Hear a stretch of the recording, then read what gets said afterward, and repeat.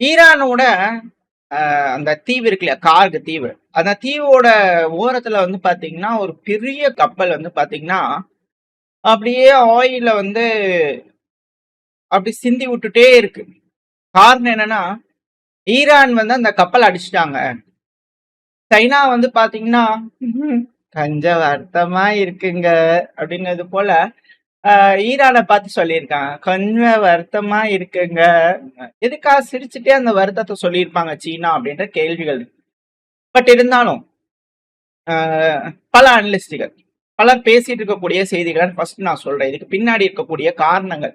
ஏன்னா இது ரொம்ப பெரிய கேம் இந்த இடத்துல வந்து பாத்தீங்கன்னா நடந்திருக்கு. கால் வைக்கிற இடத்துல எல்லாம் கண்ணி வெடி வைக்கிறாங்கன்னு சொல்றாங்க இல்லையா? அதை விட இது ஒரு பெரிய வெடியா வந்து பாத்தீங்கன்னா அண்டர்ல வச்சிருக்காங்க. அதுக்கான காரணங்கள், அதாவது ஈரான் வந்து சீனாக்கு வந்து மிரட்டல் விடுறாங்க. எனக்கு வந்து நீ வந்து சப்போர்ட் பண்ணு. நீ என்ன எனக்கு என்கிட்ட எல்லாம் வாங்கிடுவ, ஆனா பண்ண மாட்டியா? எனக்கு நீ பண்ண மாட்டியா? அப்படிங்கிறது போல சீனாக்கு ஒரு அழுத்தங்கள். சீனாவை அட்டாக் பண்ணிட்டாங்க அப்படிங்கிறது போலலாம் வந்து பாத்தீங்கன்னா நிறைய பேர் பேசுறாங்க. பல நபர்களோட கருத்துக்கள் இருக்கு. அதுல எல்லாம் போய் நம்ம எதுவும் சொல்ல முடியாது. ஈரான் வேணும்னே பண்ணிட்டாங்க. ஈரான் அவங்க மைட்டை காட்டுறதுக்காக செய்யறாங்க. ஈரான் கிட்ட ஒத்து வரலைன்னா யார் என்னன்னு பார்க்காம அடிச்சிருவாங்க அப்படிங்கிறது போல ஒரு விஷயங்கள் அங்க உருவாயிட்டு இருக்கு. பட் அது எடுத்து ஓரமா வச்சிடலாம்.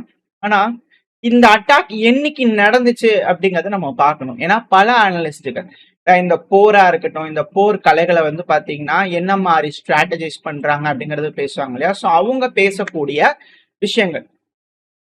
இந்த விஎல்சிசி கப்பல் வந்து பாத்தீங்கன்னா நேத்திக்கு 26.52 அதுக்கப்புறம் 56.59. ஸோ அந்த இடத்துல வந்து பாத்தீங்கன்னா அந்த தீவு பக்கத்துல அப்படியே ஸ்வைன் வந்து பாத்தீங்கன்னா ஆயில ஸ்பில் பண்ணிக்கிட்டு இருக்கு.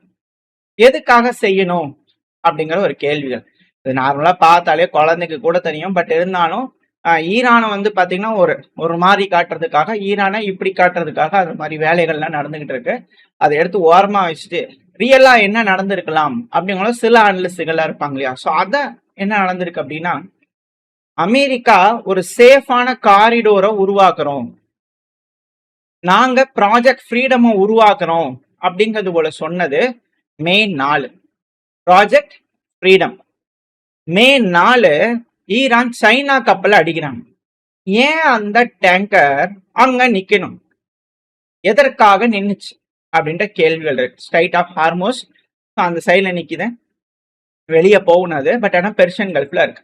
இதே மே 4 வந்து பாத்தீங்கன்னா பெர்ஷியன் கல்ஃப்ல இருந்து ஸ்ட்ரைட் ஆஃப் ஹார்மோஸை நோக்கி மே 7 உள்ள வந்து பாத்தீங்கன்னா மே 4 அந்த ப்ராஜெக்ட் அறிவிக்கிறாரு. மே 7 கிராஸ் ஆகுது. 3 அமெரிக்காவோட navy guided destroyer, USS Truxtun, USS Rafael, USS Mason, இந்த மூணையும் நம்ம பார்த்துருவோம். ஸோ போகும்போது அது மேல தாக்குதல் நடந்திருக்கு, பெரும் சேதங்கள் நடந்திருக்கு அப்படிங்கிற விஷயங்கள் இப்போ வந்துகிட்டு இருக்கு. பட் ஆனா அந்த டைம் மே 4 அவங்க சொல்லும் போது இந்த இடத்துல வந்து பாத்தீங்கன்னா சீனாவோட கப்பலை ஈரான் அடிச்சிட்டாங்க. சீனாவோடதுதான், ஆயில் டேங்கர் தான் அடிச்சது, ஈரான் தான் இல்ல. ஆனா சீனா சிரிச்சுக்கிட்டே ஏன் வந்து கன்சர்னா இருக்கு, கவலைகளா இருக்கு அப்படிங்கிறத சொல்லணும். அப்படின்ற காரணங்கள் என்ன அப்படின்னா, நம்ம நேத்திக்கு செய்திகள்ல பார்த்திருப்போம், டியோ கார்ஷியால இருந்து கமாண்ட் சென்டர் கப்பல்கள் கிளம்புது அப்படிங்கிறது போல. ஸோ கிளம்புது அப்படின்னா என்ன அர்த்தம்? இந்த டெஸ்ட்ராயர்ஸ் முடிஞ்ச வரைக்கும் பாதையை ரெடி பண்ணி விட்டுச்சுன்னா, ஸ்ட்ரைட் ஆஃப் ஹார்மோஸ்ல கொண்டு போய் ஏதாவது ரெடி பண்ணி வச்சாங்க அப்படின்னா, அந்த இடத்துல கமாண்ட் சென்டர் வந்துச்சுன்னா கார்கு தீவுகள்ல ஏதோ ஒரு ஆம்பிபியஸ் லேண்டிங் பண்ணிடலாமா? இந்த கார்கு தீவை வந்து பாத்தீங்கன்னா உனக்கு கொடுக்குறேன், அந்த சைட் ஆஃப் ஹார்மோஸை ஓபன் பண்ணு, இல்ல கார்கு தீவு என்னோட தான், உன்னோட ஏற்றுமதி இறக்குமதி என் கட்டுப்பாட்டுக்குள்ள தான் இருக்கும் அப்படிங்கிறது போல டாமினேட் பண்றதுக்காக ஒரு திட்டத்தை அமெரிக்கா வகுத்திருக்கலாமா அப்படிங்கிற ஒரு கேள்வி.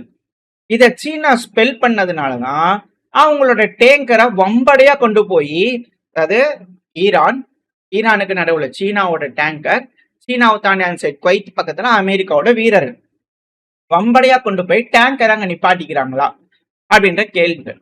ஏன் அப்படின்னா குவைத்து அந்த ஏரியால இருந்து வந்து பண்ண பெர்ஷியன் கல்ஃபோட அந்த சைடு குவைத்து கத்தர் அந்த ஏரியால இருந்து அமெரிக்காவோட ஆம்பிபியஸ் அசால்ட் ஷிப் உள்ள வருது அப்படின்னா இந்த ஏரியா ஸ்ட்ரைட் ஆஃப் ஹார்மோஸில் தான் அதிகமான கான்சென்ட்ரேஷன் இருக்கு.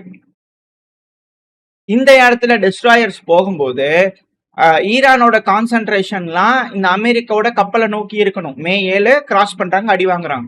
ஸோ கான்சென்ட்ரேஷன் இருக்கும். அந்த டைம்ல இந்த ஏரியால இருந்து கிளம்பிடலாமா? ஒரு அட்டாக் பண்ணோம்னா டூ ஃப்ராண்டா இருக்கும். ஈரானால ஒண்ணும் செய்ய முடியாது அப்படின்னு கூட யோசிச்சிருப்பாங்க போல தெரியுது. ஸோ இந்த இடத்துல ஈரான் என்ன பண்ணிட்டாங்க, சீனாவோட கப்பல் அடிச்ச உடனே சீனாவோட கப்பல் என்ன பண்ணுது, அது வேணும்னே அண்டர்ல போயிட்டு ஓட்டை போடுற இடத்துல வந்து பாத்தீங்கன்னா இந்த ஆயில் மட்டும் லீக் ஆகிற மாதிரி ஓட்டையை போட்டு விட்டுருக்காங்க.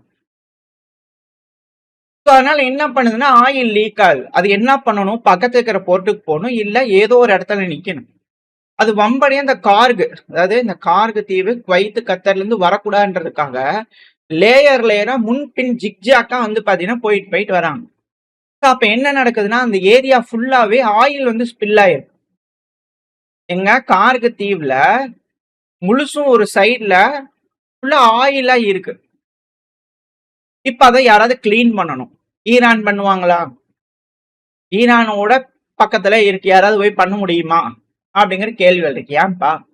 அதனால என்ன ஆயிடுச்சு அப்படின்னா இந்த ஸ்ட்ராட்டஜிய, அதாவது போர்க்கலை போர் வியூகங்கள் இதை பத்தி பேசக்கூடிய அனலிஸ்ட் தரப்புல இது இப்ப எல்லாம் ஒரு 5-6 வருஷத்துக்கு முன்னாடி இருந்தே நீங்க ஃபாலோ பண்ணியிருந்தீங்கனாலே தெரிஞ்சிருக்கும்.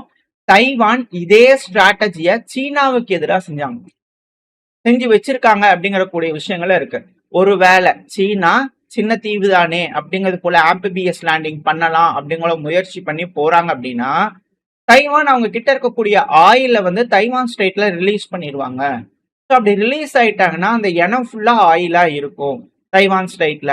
சீனாவோட கப்பல்கள் வரும்போது ஆயில பத்த வச்சோம்னா தீ பிடிச்சிரும் அப்படிங்கிறதோட ஒரு ஸ்ட்ராட்டஜி. ரெண்டாவது ஆம்பிபிஎஸ் லேண்டிங் பண்றாங்கன்னா சின்ன சின்ன படகுகள்ல தான் வந்து பாத்தீங்கன்னா கப்பல் வரணும், அதை நீந்தி வர முடியாது. வீரர்கள்லாம் வந்து பண்ணா பெரும் சேதத்தை சந்திப்பாங்க.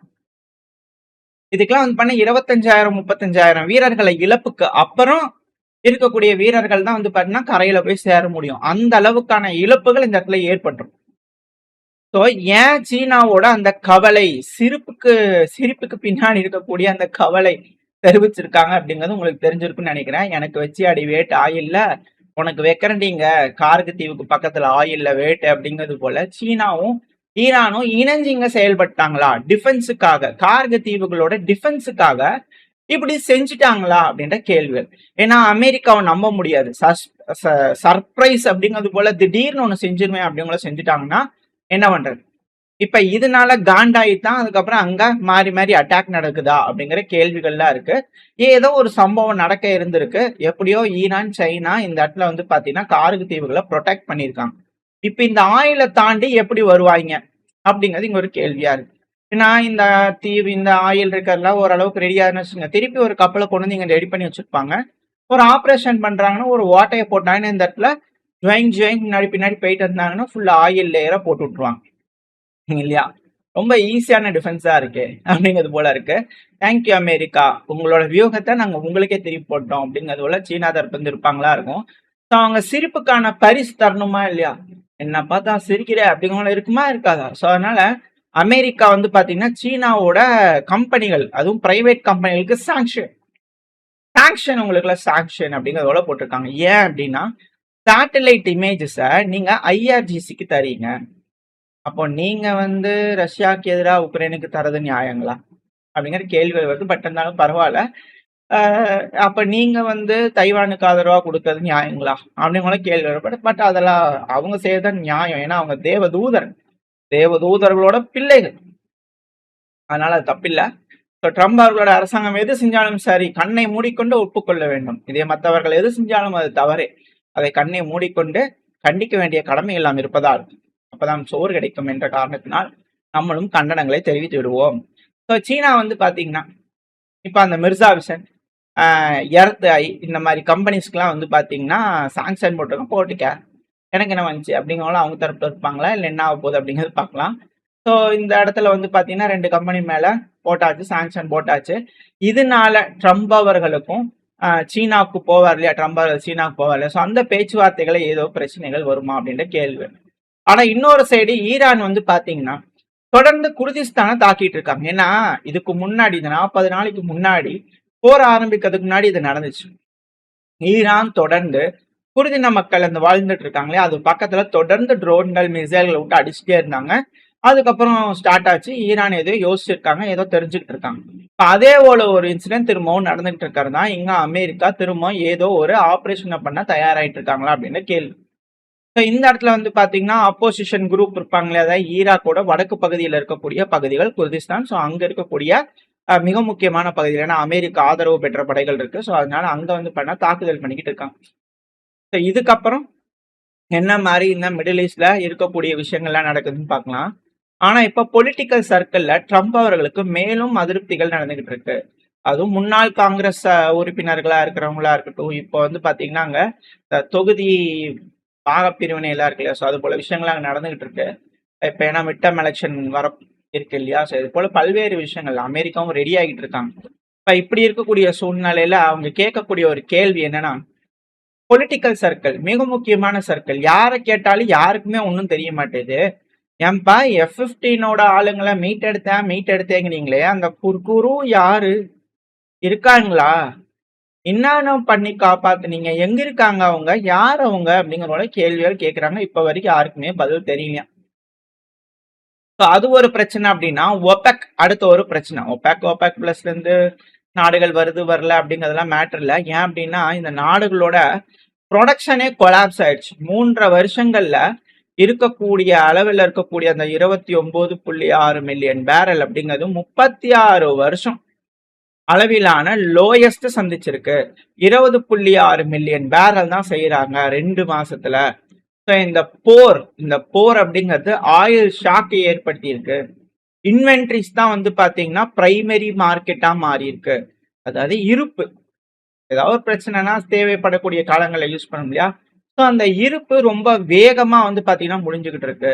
ஸோ இந்த பேலன்சிங் மெக்கானிசமா இந்த இன்வென்ட்ரிஸ் ஆயிட்டு இருக்கு. அதுதான் இந்த ஆயில் விலையை வந்து பண்ண ஷார்க் அப்சர்வரா வந்து பாத்தீங்கன்னா ஆக்ட் ஆயிட்டு இருக்கு. அதுவும் கொஞ்ச காலத்துக்கே, அந்த இன்வென்ட்ரிஸ் இருக்கும் வரையே. அதுக்கு முன்னாடி இதுக்கு ஒரு தீர்வு கிடைச்சே ஆகணும் அப்படிங்கிறத சொல்றாங்க. ஸோ அதனாலதான் இந்த கார்கு தீவுகளுக்கு செக் வச்சிருப்பாங்களா அமெரிக்கா, அந்த செக்குக்கு வந்து பாத்தீங்கன்னா கவுண்டர் செக் சைனா வச்சுட்டாங்களா அப்படின்ற கேள்விகள்லாம் இருக்கு. என்ன நடக்க போகுது அப்படிங்கிறது தெரியல. பட் ஆனா இது போல விஷயங்கள்லாம் நடந்துகிட்டு இருக்கு. சில அனலிஸ்டோட கருத்துக்கள் இது. ஆனா சில நபர்கள்ல என்ன சொல்றாங்க அப்படின்னா, செய்திகள்லாம் பாக்குறதுன்னா ஈரான் சீனாவை வழிக்கு கொண்டு வர வைக்க மிரட்டுறாங்க. ஐநா சபையில வந்து பாத்தீங்கன்னா ஈரானுக்கு எகென்ஸ்டா தீர்மானம் கொண்டு வரதுல சைனாவை வழி கொண்டு வரதுக்காக பண்றாங்க. இல்ல அதுல ஆதரவுகள் இருந்தாலுமே இப்போ இந்த இடத்துல வந்து பாத்தீங்கன்னா ராணுவ உதவி அப்படிங்கிறது பண்ண பெருமளவுல கிடைக்கல சீனாவுக்கு, சீனா கிட்ட இருந்து. ஸோ அதனால அதை கொடுக்க வைக்கிறதுக்கான ஒரு அழுத்தங்களா இருக்குமா, உங்களுக்கு எக்கனாமி வேணும்னா எங்களுக்கு ராணுவ உதவிகள் வேணும் அப்படிங்கிறது போல இருக்கலாமா, ட்ரம்ப் அவர்களை சந்திக்க வைக்க தடை ஏற்படுத்துறதுக்காக இருக்கலாமா, சந்திக்க கூடாது அப்படிங்கிறதுக்காக சீனாக்கு ஒரு அழுத்தங்கள் கொடுக்கறதுக்காக இது போல செஞ்சிருக்கலாமா, ஈரான் கிட்ட இருக்கக்கூடிய மைட்டை காட்டுறாங்களா, இல்ல IRGC அப்படிங்கிற அந்த ராணுவம் தன்னிச்சையா செயல்படுதா, யாரோட கட்டளைக்கும் யாரோட கமாண்டுக்கும் கீழே இல்லாம அவங்க தன்னிச்சையா செயல்படுறாங்களா, அவங்க நட்பர்கள் யாரு விரோதிகள் யாருன்னு எதுவுமே இல்லாம யாரா இருந்தாலும் இப்படி நடந்து காப்பத்தான் உனக்கு கிடைக்கும், இல்லைன்னா இல்லைன்ற டேர்ம்ஸை டிக்டேட் பண்ணக்கூடிய வேலைகளை இறங்கிட்டாங்களா இப்படிங்கிறது போலாம் பேசுறாங்க. பட் எனக்கு அலாரம் துளி கூட வந்து பாத்தீங்கன்னா இல்லை. பிகாஸ் போர்க்கலைகள் அப்படிங்கிறது போல வரும்போது இது ஒரு போர். ட்ரம்ப் அவர்களே சொல்றாரு 2 days அப்படிங்கிறது வந்து பாத்தீங்கன்னா matter of long days ago அப்படிங்கிறது போல ட்ரம்ப் அவர்களை சொல்றாரு. ஸோ அதனால போர் சூழல் அப்படிங்கிறது இங்க இருக்கக்கூடிய விஷயங்கள் பல்வேறு விஷயங்கள் வந்து பாத்தீங்கன்னா எதுவுமே லேசா நடக்காது. அப்படி ஒரு விஷயம் நடக்குது, அதுவும் நண்பர்களே அடிக்கிறாங்க அப்படிங்கும்போது இந்த இடத்துல ஏதோ ஒரு விஷயங்கள் நடந்திருக்கலாம், தற்காப்புக்காக இருக்கலாமா அப்படிங்கிற கேள்விகள். ஏன்னா சைனாவை பொறுத்த வரைக்கும் ஒரு கப்பல் அப்படிங்கிறதுலாம் ஒரு மேட்டரே கிடையாது. அவங்களோட எக்கனாமி அப்படிங்கிறது வந்து பாத்தீங்கன்னா ஒன்ஸ் அமெரிக்காவோட டாலர் அல்லாத எக்கனாமின்னு வரும்போது ஒரு கப்பல் இல்ல 10,000 கப்பலும் செஞ்சிருவாங்க, ஒரு பைசா செலவெல்லாம் பண்ணிடுவாங்க. ஸோ இது போல பல்வேறு விஷயங்கள் இருக்கிறதுனால மேபி ஈரானை காப்பாத்துறதுக்காக சீனா அங்க ஒரு சாக்ரிஃபைஸ் பண்ணியிருக்காங்களா அப்படின்ற கேள்விகளுக்கு ஒரு லேயர் அமைக்கிறதுக்காக இது திட்டமிட்ட செயலா அப்படிங்கிறது போல கருத்துக்கள் இருக்கு. உங்ககிட்டயே நான் விட்டுறேன், எது சரியா இருக்கும், இதுல எந்த கருத்துக்கள் சரியா இருக்கும் அப்படிங்கிற முடிவுகளை நீங்களே எடுத்துக்கலாம். ஓரளவுக்கான தகவல் இந்த பதிவை பார்த்துருப்பேன். இந்த பதிவு எப்படின்னு உங்களுக்கு பிடிச்சிருக்கா, பிடிச்சு நான் லைக் பண்ணுங்க, உங்க ஃப்ரெண்ட்ஸ் ஷேர் பண்ணிக்கோங்க. அது கூட மறக்காம நம்ம சேனலை சப்ஸ்கிரைப் பண்ணாம இருக்காம சப்ஸ்கிரைப் பண்ணிக்கோங்க. அப்பதான் நம்ம போடக்கூடிய வீடியோக்களை நம்ம யூடியூப் நாள் பேருக்கு ப்ரொமோட் பண்ணோம். உங்களோட அன்பாதரவு எனக்கு எப்ப இருக்கும்னு நம்பிக்கலாம். அடுத்த சந்திக்கிறேன். Very stay safe. பை.